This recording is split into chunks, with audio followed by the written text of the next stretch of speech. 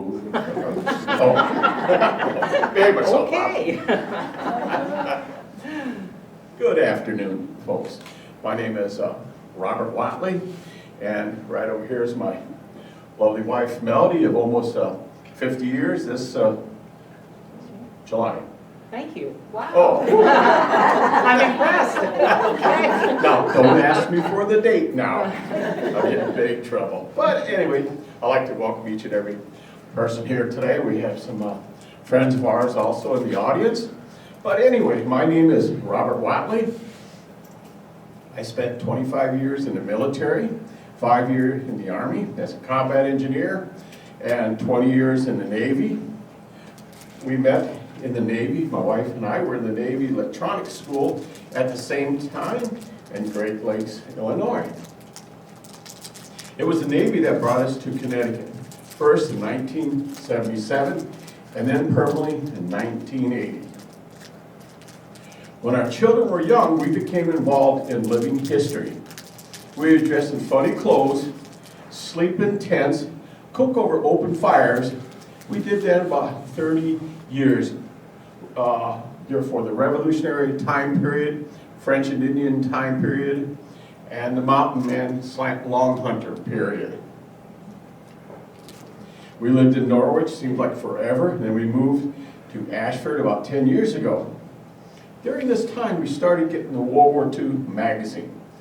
About 5 years ago, Melodye stumbled on an article about stories behind the stars, a nationwide effort to write the stories of all those servicemen and women we lost during World War II. Melodye has written about 400 stories about the men and women. And then she was appointed director of the Stories Beyond the Stars, a database for Connecticut for all the men and women that we have lost. Not long ago, we heard about an all-female black unit to be sent overseas. And I go, what? An all-black female unit? So the more we found out about it, the more fascinating the information we got. So at this time, I'll turn it over to Miss Melodye, and we will go from there. All right. Thank you very much. You'll have to turn that back on. Yes. So good afternoon. I want to say thank you to Nicole and to the Putnam Library for this opportunity. This afternoon, you're going to hear about, as Bob mentioned, this very special Women's Army Corps unit, nicknamed the 688, the only all-black, all-female unit to be sent overseas during World War II. You will also learn about their amazing leader, Major Charity Adams. And we're also going to tell you about the 4 women who are buried in the Normandy American Cemetery. Before I began this research, I had no idea that there were women buried in that cemetery. I guess I had never given it much thought.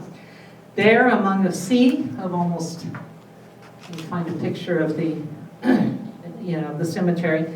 There, among almost 9,400 memorial markers are 4 women. We will let you know their names, and we will tell you the stories of 3 of those women, with an honorable mention given to the 4th. And then we will round things out with a footnote, including the current news about the 688.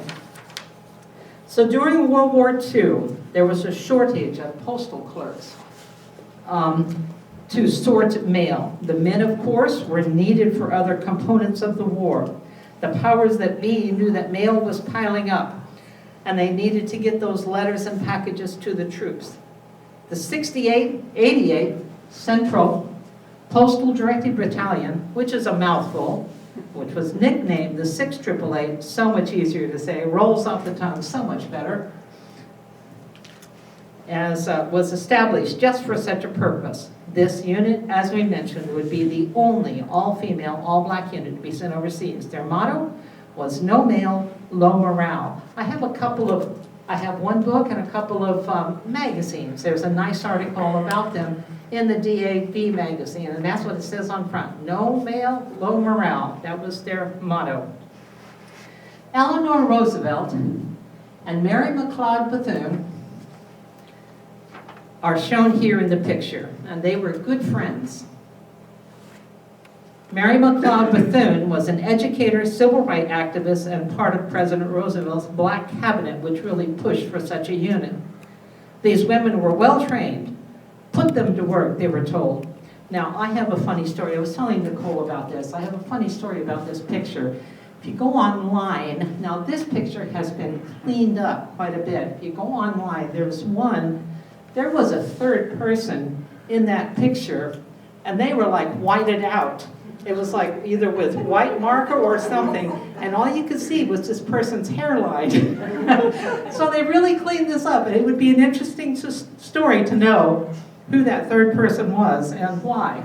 But anyway, Mary McLeod Bethune and Eleanor Roosevelt.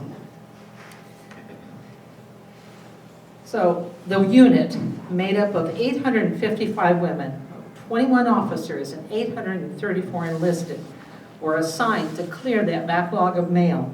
In Europe, they were not only postal clerks, but they had their own mechanics, their own cooks, their own security, communications, recreation, and supply officers, making the unit a self-supporting unit. They managed and operated their own mess halls, motor pools, and supply rooms. They even had their own military police. And they also had a chapel with their own organist and choir. Now, there were many reasons why the black women joined the Army. Some were just looking for work. Some were looking for a way to advance. Some for adventure, and some joined for the opportunity of the GI Bill. And some women jumped at the opportunity and the prospect of going overseas. Some of the women had been in the service already before transferring to the 6th AAA. A boot camp for these women during World War II was either at Fort Oglethorpe, Georgia, or Fort Des Moines, Iowa. One woman, whose story is told in To Serve My Country, to Serve My Race, tells it like this. She was serving as a cook at Camp Kruger, Oklahoma, when she found out that her name was on the list to go overseas with the 6th AAA, but her commanding officer did not want her to go. He said, "You're needed right here." Well, Elsie went over her head right to the commanding officer of the base, Colonel Lockett. Now, if any of you have been in the military, you know that doesn't usually happen. You can't usually just go right to the base. But she said, "He knew me because he ate in my mess hall."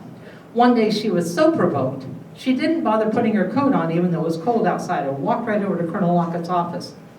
Upon hearing her story, he suggested she should talk with Eleanor Roosevelt. She probably thought, Eleanor Roosevelt? How am I going to get a hold of Eleanor Roosevelt? He said, "Here's my telephone." He put a call into Washington from his office and handed the phone to her. Mrs. Roosevelt's secretary answered, and Elsie told her story. The secretary informed her that Eleanor was in a meeting, but she would get back with her. Elsie probably thought, well, yeah, that's the end of that. Colonel Lockett drove Elsie back to the WAC detachment, and while he was talking with Elsie's commanding officer, the phone rang. It was Mrs. Roosevelt.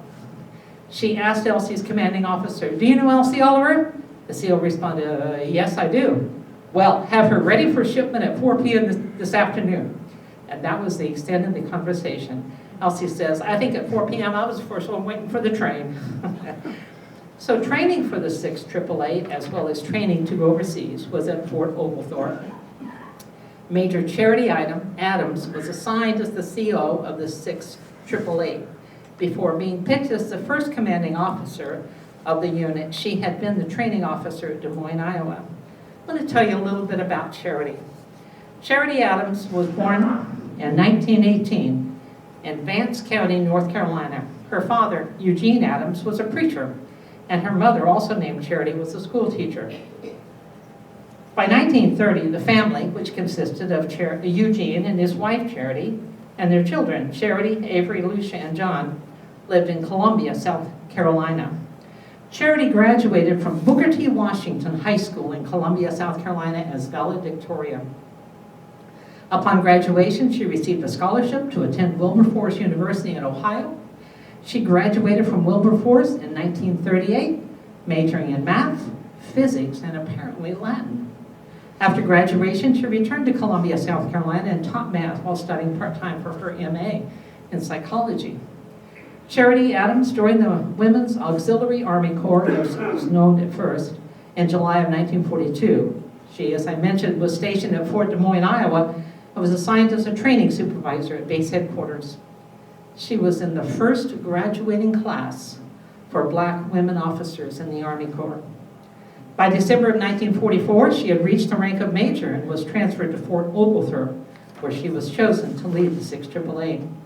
She was well respected and well thought of by her troops. When the Army proposed segregating the training regiment, she fought for desegregation, and she also found ways to raise morale by creating beauty parlors in which to relax and socialize. Major Adams was also not afraid to speak up. Up until this time, most, if not all, black units were commanded by white officers. When one general approached her and said they were going to assign a white lieutenant to lead the unit, she said to him, "Over my dead body, sir." He threatened court-martial for insubordination, and she was going to bring him up on charges of language that promoted segregation, much like what we think of as discrimination in today's society. But the matter was dropped, and the general, it was said, came to really respect Major Adams. She went on to become a lieutenant colonel, the first black woman to receive that rank. The unit's first assignment would be to Birmingham, England, number 4. The 6th AAA traveled in 3 separate waves to England. Around the 1st of February 1945, the battalion commander, Charity Adams, and her XO, Noel Abby Campbell, traveled on a C-54 cargo plane with a group of 17 others, some civilians and some officers. This would give the officers time to adjust before the troops arrived. Charity Adams would later say, "It was a good time of camaraderie. We all had a job to do, and we knew that we were on our way to do that job." The 2 main groups departed from the United States from Camp Shanks, New York. One group traveled on board the Ile-de-France, which was a luxury liner turned troop transport. The second contingent traveled on board the Queen Elizabeth. In spite of the heavy waves and some seasickness, most of the women said the trip was enjoyable. They arrived in Glasgow, Scotland on February the 12th, 1945, and were transported by train to Birmingham, England. And this shows the CO and the XO inspecting their troops in front of their barracks there in Birmingham, England. In England, the women were well received and welcomed into the community. The unit was housed in the former King Edward School, even though it had been toured by some of the officers said the quarters were ready for occupation. They are fine. Many of the women interviewed for this book, To Serve My Country, to Serve My Race, stated that the school was in shambles when they got there. Parts of the roof leaked, which the women repaired themselves. The living quarters had limited heat and hot water was scarce. One of the interviewees said, "I have never been in a more depressing place in my life. The corridors were narrow and dark. The rooms were small, ill-lighted, and poorly ventilated. But during their stay in Birmingham, they transformed it into a, quote-unquote, very livable quarters." However, the working situation was less than ideal. They were met with a warehouse full of mail. The warehouse was cold, dank, and dimly lit. The women had to wear extra layers to keep warm, and the lighting was dim due to the blackout in England and the windows being covered. Next picture, number 5 there. And these men, some of these are some of the local men, and perhaps some others of the military that were stationed in the area, and they're helping to bring in the mail. They worked in 3 shifts per day. The article in the DAV magazine on the end over there tells a bit about the organizing techniques they used. They often had to decipher the intended recipient based on very little information. There were a dozen abbreviations for Robert: Bob, Rob, Bobby, even Bert. Sometimes the letters were simply addressed to Junior. Even with all these disadvantages, they were still able to process an average of 65,000 pieces of mail per shift. What was supposed to take them 6 months to complete the job, they were able to do it in 3. Entertainment and recreation were also a big part of the unit. There were about 25 women in their performing arts group. One member, Phyllis Branch, had sung with such entertainers as Frank Sinatra and Sammy Davis Jr. And the women could sign up to go on tours. Some went to London, toured the countryside to visit the old castles, and some even got to visit and tour Windsor Castle. Some of the members of the battalion were very competitive in sports such as softball, table tennis, volleyball, and basketball. The athletic teams would travel throughout Europe taking part in tournaments. The ping pong tournament was played in Wiesbaden, a city that had been partially destroyed during the war. But the eyewitnesses said people just cleared away the debris and went on with their lives. Their softball team took part in a tournament in Namur, Belgium, and it was said that their basketball team was pretty good too. Gertrude Levine remembered one event that took place on the way to a basketball championship. The time had come for us to go to Stuttgart, Germany for the European Theater of Operation Championship Basketball Tournament. The team reported to the train station, departure point. A number of the 14 teams who would be participating in this tournament were all gathered there. As we were ready to board the train, we were stopped and told we were not permitted to board the train. They were not allowed because of the color of their skin. Levine, who was the non-commissioned officer in charge, reported the incident to General Lee, the commanding general of Communications Zone. Upon stressing the urgency of our mission, we were permitted to see the general. He asked, "Do you think you have a good team?" "Yes, sir, we do." "Do you think you can win?" "Yes, sir, we do." Okay. The general then ordered the delay of the train and had the general's special car attached. And guess who rode in style all the way to and from Stuttgart? After their time in England, they were sent to Rhone, France. Number 6. It was while in Rhone that after a social gathering, the jeep in which 3 of the women were riding overturned, and the 3 women were killed. Private First Class Mary Bankston, Private First Class Mary Barlow, and Sergeant Dolores Brown. Mary Barlow and Dolores Brown were both from Connecticut. Mary Bankston was from New York. The 2 Marys were killed instantly. Dolores lingered for 5 days before she succumbed to her injuries. I'm going to tell you a little bit about each of those women. Private First Class Mary Barlow, we have a picture of one of them. In the way? Yeah, there you go. This is Mary Barlow. It's kind of a grainy picture, but I love the fact that she just so proudly saluting in her uniform. Mary Jewel Barlow was born in Connecticut in 1923, the daughter of Bose William Barlow Sr. and Ethel Barlow. Both parents were born in Georgia. Ethel Barlow was a postmaster. In 1930, Bose and Ethel, along with their children, Bose Jr., Ethel Jr., Catherine and Mary, were now living on Bellevue Street in Hartford, Connecticut, where her father was working in a lunchroom. By 1940, Ethel was listed as head of the household. Mary Barlow graduated from Weaver High School in Hartford in class of 1941.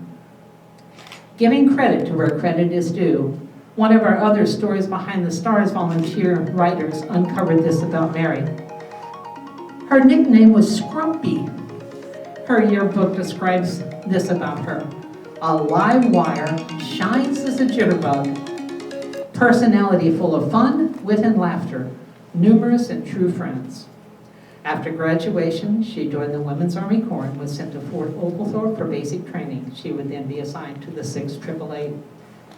Mary was killed in that Jeep accident in Rhone, France on July the 8th, 1945, and is buried in the Normandy American Cemetery. Ironically, Mary Barlow's cousin, Daniel Carter, also of Hartford, died just 2 days later on July the 10th, also while serving in France. PFC Mary H. Bankston. Mary Bankston was born in Manhattan, New York in 1921, the only child of Etta Bankston. She was raised in New York and attended area schools. After graduation, she found a job as an office clerk. She joined the Army WACS on March 29, 1944 in New York. With the rank of private, she attended boot camp in Fort Oglethorpe and attained the rank of private first class and would be assigned to the 6th AAA, and she too was killed. in that Jeep accident. Sergeant Dolores M. Brown. Dolores Mercedes Brown was born in New York in 1921. The daughter of John Henry Brown and Madeline Short. In 1935, after her mother's death when she was just 14, she went to live with her grandparents, George and Mary Short, who lived in Bridgeport, Connecticut. Just 2 years after her mother died, her grandfather George also died. She was then sent to live with a neighbor of the grandparents, Ida Blackwell. Ida became her guardian and was listed as next of kin on her Army documents, and it was said they were very close. After graduation from high school, Dolores found a job as a stenographer. She had been married briefly, but divorced shortly thereafter. She joined the WACS on January the 4th, 1943 at Fairfield, Connecticut. Records indicate she too was sent to Fort Oglethorpe for basic training and then was assigned to the 6th AAA. She died of her injuries due to the Jeep accident on July the 13th, and with her colleagues was buried in the Normandy American Cemetery in a joint ceremony and funeral. Appallingly, the government did not want to pay for their funerals, perhaps because they were not combat troops, or perhaps because they were women. The reason was not given. So the unit itself raised the funds. The caskets, made by German POWs, were bought from the local economy. Now, several of the women had worked in funeral homes before the war, and they were the ones who prepared the bodies for burial. Major Adams had to push for them to be buried in the Normandy American Cemetery. As previously mentioned, of the nearly 9,400 memorial markers, these are the 4 women. There are four women buried there, the 3 previously mentioned. The 4th one was a Red Cross worker, Elizabeth Richardson, who had been killed in a plane crash.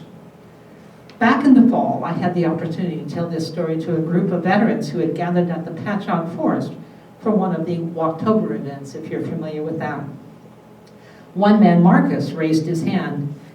He had just come back from the beaches of Normandy tour and said, I saw the memorials. I saw the memorials of those women.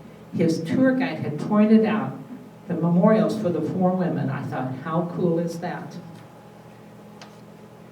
After their time in Rhone, France, in October 1945, the unit was moved by motor convoy 70 miles to Paris. By this time, of course, the war was over. We're talking October 1945. The convoy consisted of 35 vehicles, which included Jeeps and 6x6 trucks. Due to unexpected delays on the road, they arrived in Paris in the wee hours of the morning. No dignitaries to greet them, nor even soldiers to greet them. The living facilities in Paris far exceeded those in England or in Rhone. They were housed now in hotels with maid service, and meals were prepared by the hotel cooks. The working conditions were still not the best, and now there was a shortage of workers. By this time, with the war being over, some of the unit had already been sent back home. Now it was larger quantities of mail and less workers, but they still got her done. By March of 1946, the remainder of the unit had been sent home. Their time in Europe was over. No parades, very little fanfare, but those women had to proudly think that they had been part of a very special group and made a large impact on the war effort. After hanging up their uniforms, a number of the women used the GI Bill to further their education. Major Charity Adams went on to become a lieutenant colonel, the first black woman to attain that rank. She went on to receive her master's degree in 1946. After returning to civilian life, she worked for the VA in Cleveland, Ohio. It was she who determined how much each veteran would be awarded under the GI Bill. She then worked in a variety of roles in the academic world, including at Tennessee A&I in Nashville and as Dean of Students at Georgia State College in Savannah. In 1949, she married Stanley Early Jr. For a while, they were living in Zurich, Switzerland, as Stanley continued his medical training. It was while there she attended Minerva Institute for 10 months to learn German. She then went on to take courses for 2 years from the University of Zurich. They returned to the United States in 1952 and settled in Dayton, Ohio. She and Stanley had 2 children, Stanley III and Judith Early. There are several monuments and memorials for Charity Adams. The school district in Dayton, Ohio named a school in her honor.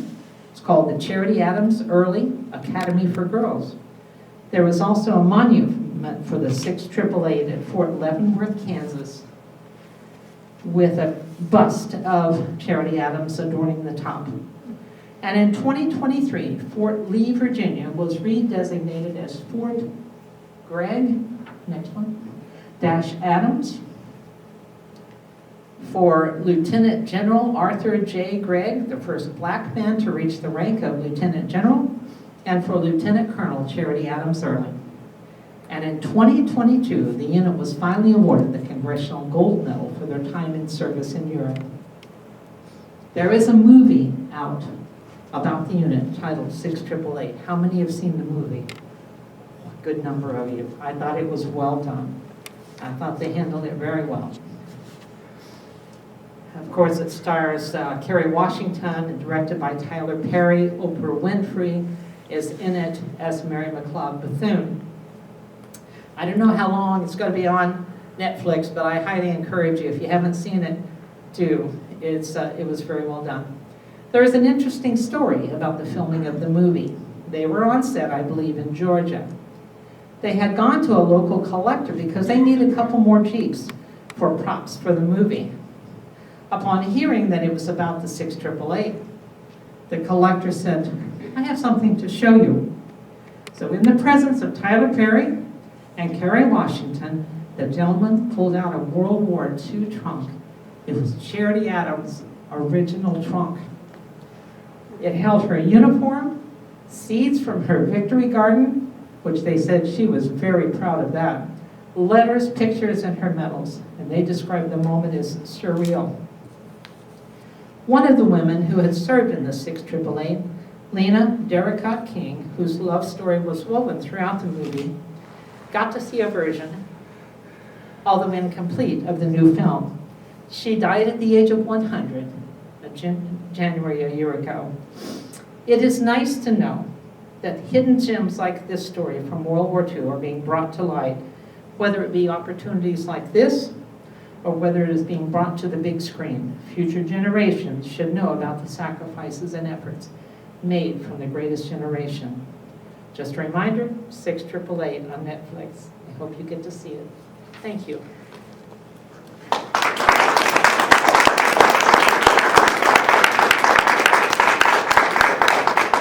Are there any questions? Okay. I have a comment. I know Sure. it's interesting that women were not recognized